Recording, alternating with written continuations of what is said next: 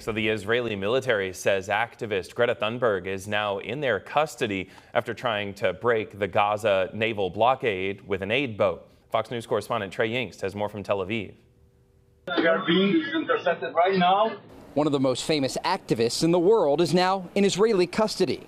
On Monday, the IDF stopped an aid boat from delivering food to the Gaza Strip. One of the passengers was Greta Thunberg, best known for her climate activism. She was working with a group called the Freedom Flotilla Coalition, trying to bypass Israeli security and deliver aid directly to Gaza. But Israeli officials say the boat was carrying less than a truck full of food when it was stopped. This was a PR stunt, sailing under the flag of moral vanity.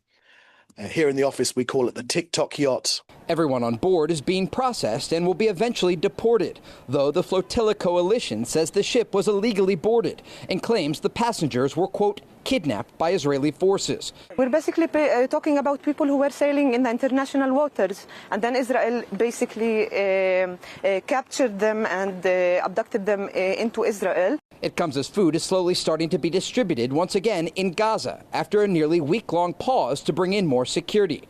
But the system is still being hampered by deadly violence near the aid sites, including a shooting on Monday that reportedly left 6 people dead. Instead of the Americans giving us aid, they sprayed us with pepper gas and they beat me and carried me and threw me outside. Are they bringing us aid? No. The UN says the daily food intake in Gaza has now dropped below a level needed for people to survive. In Tel Aviv, Trey Yingst, Fox News.